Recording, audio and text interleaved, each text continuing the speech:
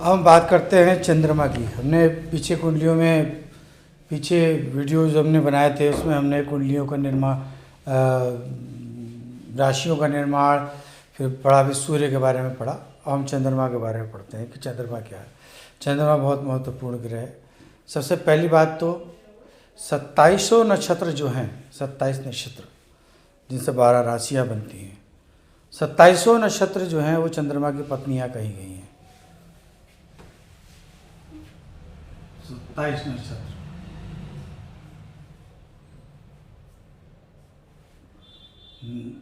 नक्षत्र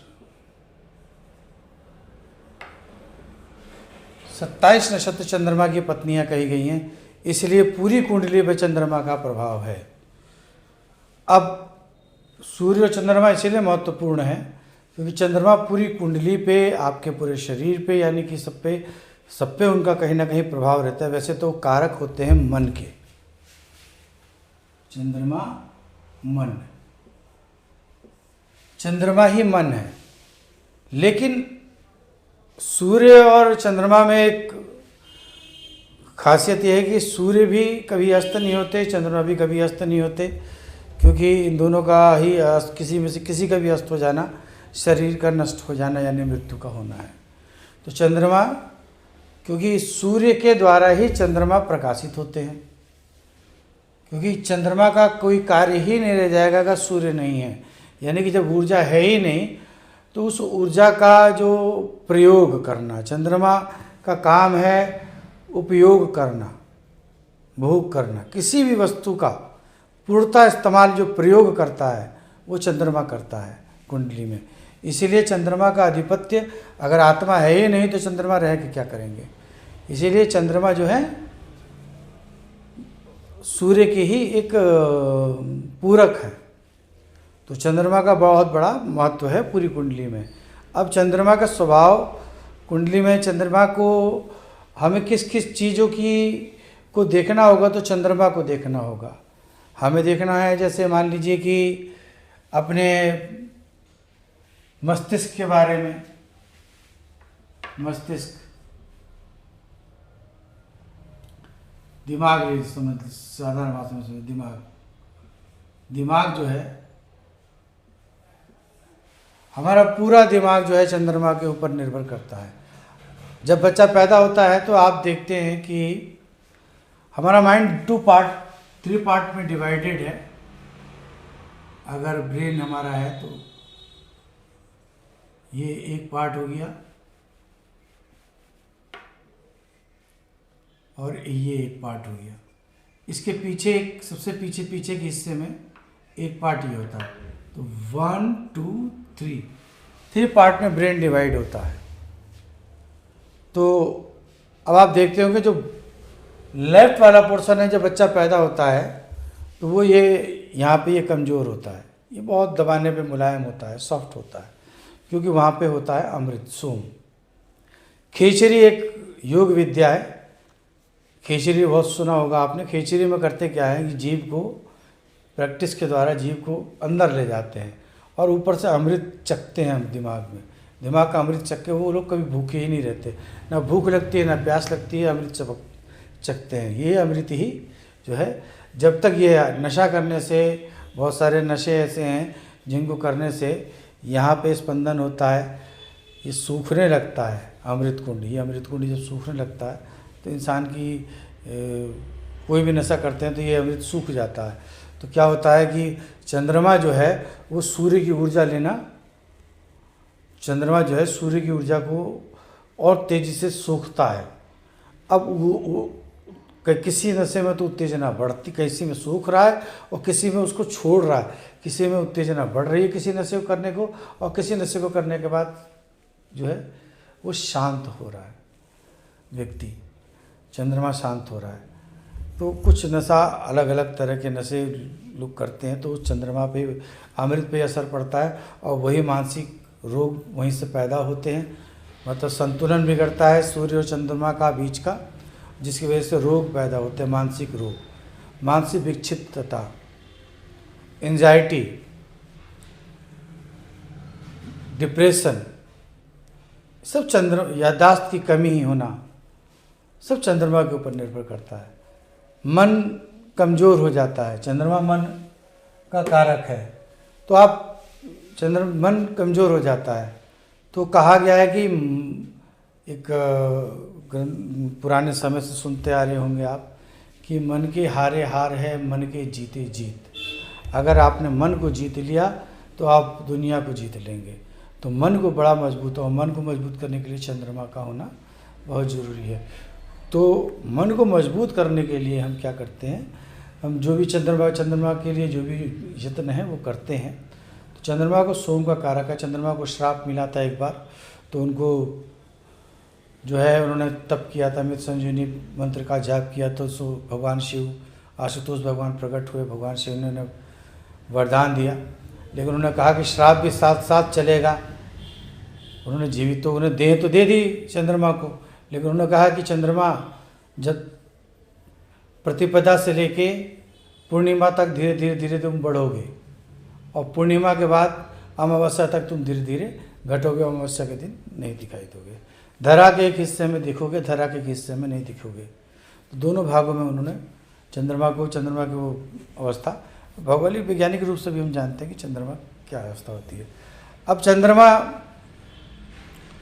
मन में अगर कोई मन से कमज़ोर है, कोई किसी चीज़ में मन नहीं लग रहा है, किसी चीज़ में मन ही नहीं है, उसका करने का ही मन नहीं कर रहा कुछ कर, तो हमें चंद्रमा को देखना होगा कुंडली में ये रहा चंद्रमा।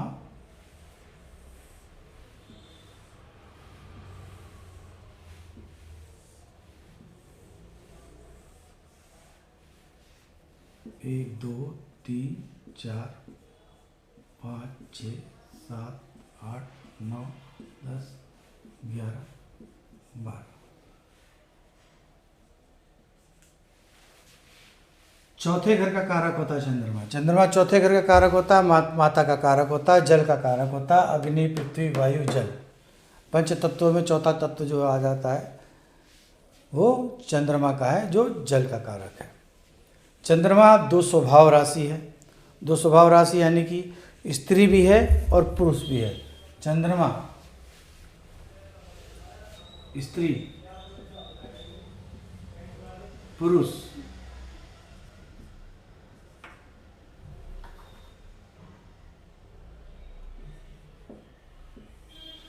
चंद्रमा स्त्री भी है पुरुष भी है।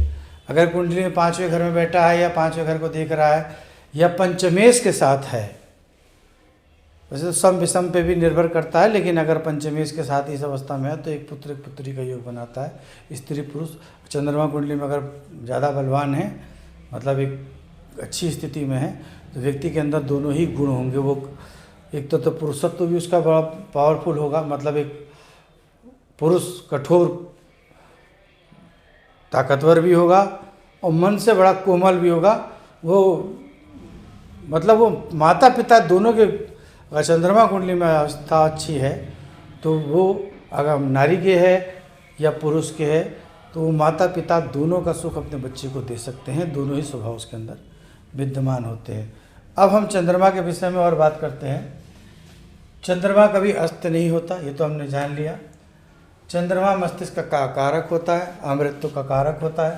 चंद्रमा के द्वारा याददाश्त मिलती है, चंद्रमा के द्वारा ही हमें याददाश्त की प्राप्ति होती है। चंद्रमा के द्वारा हमें याददाश्त हमें मिलती है। कल्पना का स्वामी है चंद्रमा। अगर कुंडली में चंद्रमा कभी भी कहीं भी स्वतंत्र है, किसी ग्रह की उस पर दृष्टि नहीं है, कोई भी कहीं भी कोई भी ग्रह बैठा हुआ उसे नहीं देख रहा, चंद्रमा को कोई ग्रह नहीं देख रहा और चंद्रमा किसी ग्रह के साथ नहीं है, तो ऐसी अवस्था में हम एक योग बनता है जिसे कहते हैं कै मुद्रम योग। कै मुद्रम योग। कै मुद्रम योग का मतलब क्या हुआ? कै का मतलब होता है उल्टी। उल्टी वाली मुद्रा हमेशा बनाना, हमेशा ही परेशान दुखी घुटन में जीना। क्यों? क्योंकि चंद्रमा अगर स्वतंत्र है तो वो आपको कभी जीवन में कोई कार्य एक जगह स्थिर होने ही नहीं देगा। बार बार मन भटकेगा, बार बार मन भटकेगा। आज ये करोगे, चलो कल वो करोगे, कल वो करोगे। कल्पना ज़्यादा होगा तो कल्पना ही करते रह जाओगे, ख्वाब ही देखते रह जाओगे, बड़ी बड़ी पिक्चरें बनाते रह जाओगे, दिमाग में इमेजिन करते रह जाओगे, लेकिन धरा पे कुछ भी नहीं करोगे, वास्तविकता में कुछ भी कार्य नहीं करोगे। तो चंद्रमा अगर कुंडली में इस अवस्था में अगर आता है तो आप मतलब किसी भी कार्य में स्थायी रूप से नहीं रह सकते। आप हमेशा कार्य का परिवर्तन करते रहते हैं। कुंडली में चंद्रमा जो है स्थान परिवर्तन का भी कारक होता है। अगर चंद्रमा कुंडली में कभी जब भी जिस अवस्था में बहुत किसी ऐसे ग्रह की अवस्था में आते हैं तो बार बार स्थान परिवर्तन, चंद्रमा ही स्थान परिवर्तन कराते हैं। चंद्रमा विदेश यात्रा का योग भी चंद्रमा के द्वारा ही बनता है। चंद्रमा आपकी कुंडली में शीतलता, मन और सबका प्रतीक है। और सबसे बड़ी बात अब चंद्रमा के विषय में हम करें तो चंद्रमा अकाल मृत्यु का सबसे बड़ा कारण बनता है। चंद्रमा ही अकाल मृत्यु का कारण बनता है। अगर चंद्रमा ठीक है तो अकाल मृत्यु जल्दी नहीं होती है। चंद्रमा हमारे शरीर के अंदर पेट में रहते हैं। चंद्रमा का वास पूर्णतः पेट पे है, क्योंकि डाइजेशन,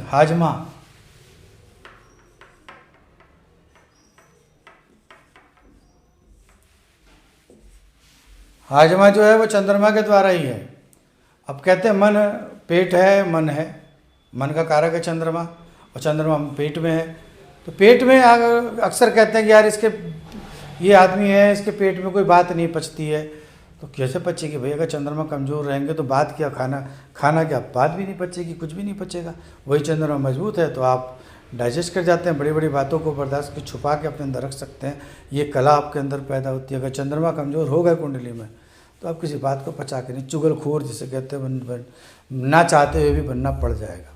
तो चंद्रमा जो है कुंडली में मजबूत होना बहुत ज़रूरी है। और चंद्रमा मजबूत होंगे तो हाजमा अच्छा होगा। इसके लिए आप चंद्रमा जो है हृदय का कारक भी है। हृदय, हार्ट अटैक का कारण चंद्रमा ही बनता है। चंद्रमा अगर सही है तो हार्ट अटैक आपको कभी नहीं होगा। किडनी,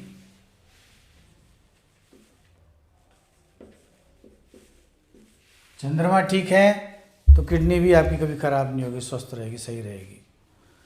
तो चंद्रमा जो है बहुत ज़्यादा महत्व रखता है हमारे शरीर के अंदर, क्योंकि और चंद्रमा की एक अवस्था और होती है। अब हम केवल डिग्री अवस्थाओं से देख के चंद्रमा को नहीं मान सकते, क्योंकि चंद्रमा की एक अवस्था बहुत महत्वपूर्ण है। अगर कुंडली में कहीं सूर्य ग्रसित है, कहीं कमज़ोर अवस्था में बैठा हुआ है, और तो चंद्रमा का असर स्वयं ही कमज़ोर हो जाएगा, क्योंकि चंद्रमा को पूर्ण प्रकाश नहीं मिल पाएगा और चंद्रमा अपने पूरे गुणों को नहीं दिखा पाएगा। तो चंद्रमा अगर कमज़ोर हो रहा है तो केवल चंद्रमा को ठीक करने की आवश्यकता नहीं है, साथ साथ पहले सूर्य को भी हमें देखना पड़ेगा कि चंद्रमा कमज़ोर हो रहा है तो क्यों हो रहा है। अब चंद्रमा जिस ग्रह के साथ होता है उस ग्रह के गुणों को ले लेता है। शनि के साथ है, शनि ये गहराई के, डिप्रेशन के, मतलब गहराई के, पुरातत्व के, रहस्य के, और जो है अंधेरे के स्वामी हैं। तो मन भी अंधेरे में, गहराइयों में, रहस्यों में, इन्हीं चीज़ों में उलझा रहता है, उन्हीं में खोया रहता है मन। और एक चीज़ जो है बहुत ज़्यादा व्यक्ति के अंदर घर करने लगती है कि कोई भी शकी मिजाज हो जाता है वो व्यक्ति। इसे कहते हैं विष योग होना। चंद्रमा शनि के साथ आ गए तो विष योग हो गया। मन में विष, पेट में डाइजेशन ठीक नहीं रहेगा, कोलाइटिस का कारण भी यही बनता है। तो ये सब चीज़ें जो है चंद्रमा से ही जुड़ी हुई हैं। चंद्रमा बहुत छोटे में, हल्के में, कुंडली में लोग देख के कुंडली भाई ये तुम्हारा तो ये योग बना, वो योग बना, यार ये सब योग चलो ठीक है, कोई बात नहीं, हर आदमी विद्वान है, ऐसा नहीं है, ठीक है। लेकिन आप उसके वास्तविकता को तो जानिए कि कुंडली में चंद्रमा कमज़ोर हो रहा है तो कितने हमारे कुंडली के पूरे सारे नक्षत्र कहीं ना कहीं डिस्टर्ब हो रहे हैं, कुंडली के सभी घर बिगड़ रहे हैं। और चंद्रमा बिगड़ रहा है, चंद्रमा को आपने मान लीजिए किसी अपनी कारण से बिगड़ रहा है तो ठीक है, कोई बात नहीं, उसको उसी तरह ठीक करिए। लेकिन अगर सूर्य की कमज़ोर होने की वजह से चंद्रमा खराब हो रहा है तो सूर्य और चंद्रमा को संतुलित कीजिए, तभी आप कुंडली में अपनी जीवन, और चंद्रमा ही आपको प्रसन्नता, चंद्रमा का सबसे बड़ा गुण क्या है? प्रसन्नता। प्रसन्नता, चंद्रमा ही आपको प्रसन्न करते हैं। अगर आपके पास सब कुछ है, कुछ भी नहीं है, तब भी चंद्रमा जो, अगर चंद्रमा में अच्छे हैं तो आप मन में हमेशा प्रसन्नचित्त रहेंगे, हमेशा खिलखिलाते हुए रहेंगे, चंद्रमा अगर अच्छे रहेंगे। वही चंद्रमा अगर कुंडली में कमज़ोर रहें, कहीं अभी परेशान, तो आपके पास सब कुछ होते हुए प्रसन्नता नहीं रहेगी, उदासी रहेगी, मन उदास रहेगा, मन परेशान रहेगा। तो चंद्रमा को ठीक करने के लिए, अगर आपके जीवन में चंचलता नहीं है, लड़कपन, बचपना, तो कहीं ना कहीं चंद्रमा जो है उसको समझने की आवश्यकता है। तो चंद्रमा जो है कुंडली में आपके बहुत बड़ा स्थान रखता है। तो मैं यही कहूँगा कि जब आप कुंडली को देखें तो पहले सूर्य फिर चंद्रमा की अवस्था को देखें। ये मत देखने लग जाए कि भाई ये योग है, वो योग है, वो योग है। बहुत सारे योग बनते हैं और लेकिन गलत स्थान में बन गए तो फ़ायदा क्या। इसी तरह से योग पे केवल लेके नहीं चलना है। तो चंद्रमा बृहस्पति के साथ होते हैं तो गजकेसरी योग हो जाता है। अब गजकेसरी योग माना कि ठीक है, चंद्रमा और बृहस्पति का योग गजकेसरी योग है, लेकिन अगर चंद्रमा और बृहस्पति छठे घर में अपना योग बना रहे हैं तो आपके शत्रु जो होंगे वो बड़े धनवान, गजकेसरी बड़ा बलवान आपके शत्रु होंगे। सातवें घर में है तो पत्नी धनवान होगी, बलवान होगी। आठवें में है तो मृत्यु आपकी बलवान होगी। भाग्य के घर में है तो भाग्य आपका बलवान होगा। 10वें घर में है तो आपका कर्म बलवान होगा, और लाभ के घर में तो लाभ बलवान होगा, और भोग के घर में पहुंच गए तो भोग बलवान होगा। लग्न में पहुंच गए तो शरीर बलवान होगा। वाणी में पहुंचे तो वाणी बलवान होगी और धन संचय आप अच्छा कर पाएंगे। तीसरे घर में पहुंचे तो आपका पराक्रम, अति पराक्रमी होंगे, आपका भाई धनवान होंगे। चौथे घर में पहुँचे तो अचल संपत्ति की प्राप्ति कराते हैं, मातृ सुख की प्राप्ति कराते हैं, धन धान्य से परिपूर्ण करते हैं। और पाँचवें घर में होते हैं तो आपको ज्ञानी बनाते हैं, महाज्ञानी बनाते हैं, आपको विद्वान बनाते हैं। तो योग का होना बड़ी बात नहीं है, योग का कहाँ होना ये महत्व रखता है। तो चंद्रमा को आप समझिए, जानिए चंद्रमा के विषय में। और भी बीच बीच में मैं चंद्रमा के विषय में, सूर्य के विषय में, ये तो अभी एक इंट्रोडक्शन दे रहा हूँ ताकि मैं कुंडलियों को बहुत बढ़िया से आप लोगों को समझा सकूं कि कुंडली में किस अवस्था से किस अवस्था को देखा जा सकता है। तो आप लोगों ने, मैं समझता हूँ चंद्रमा के विषय में बहुत कुछ जाना होगा, और भी मैं चंद्रमा के विषय में आप लोगों को बताऊँगा। एक दिन में इतना बताना भी ठीक नहीं है, आगे और समय है। राधे राधे।